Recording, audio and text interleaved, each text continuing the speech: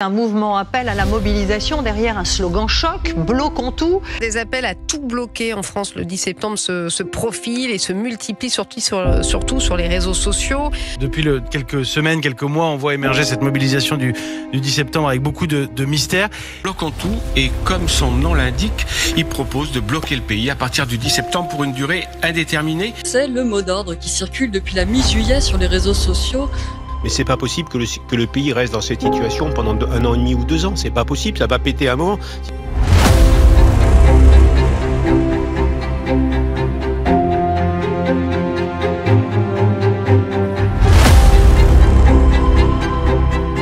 Ça fait 10 mois que je fais partie du mouvement des Gilets jaunes. Voilà, 10 mois qu'on nous traite de xénophobes, de racistes, d'homophobes, d'opposants politiques et beaucoup d'autres étiquettes juste pour faire peur aux gens pour pas qu'ils nous rejoignent. La violence, elle n'est pas dans la rue. En général, quand les gens vont dans la rue en lançant des pavés, c'est qu'ils n'ont plus rien à faire d'autre.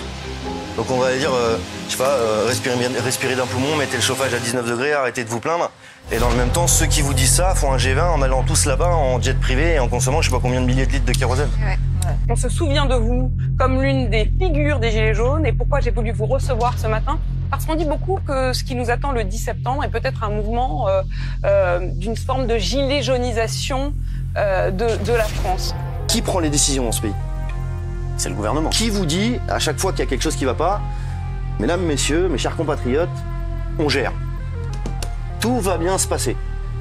Le collectif qui s'est lancé, il y a des personnes qui faisaient partie du mouvement des Gilets jaunes, qui sont dans ce collectif qui a lancé cette mobilisation.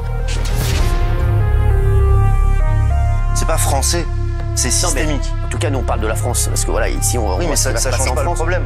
Pour l'avoir fait de week-end en week-end, c'est beaucoup de temps et disponibilité pour faire ça d'un point de vue logistique et coordonné sur toute la France. Quand on voit les blindés de la gendarmerie qui viennent d'être livrés, on s'attend pas à recevoir des fleurs. Forcément, ça me rappelle 2018 parce que c'est un mouvement qui a émergé sur les réseaux sociaux, d'une base citoyenne, une colère légitimement exprimée, je pense, face à des décisions, ou en tout cas annoncées, des décisions injustes. Je vous jette des miettes et je vais vous dire, soyez satisfaits. On est à H-3 d'un effondrement systémique et on est tous en train de se battre pour la couleur des vitres, pour comment on met la ceinture, est-ce que tu es d'accord si je mets un nœud papillon ? On n'en a rien à carrer de tout ça.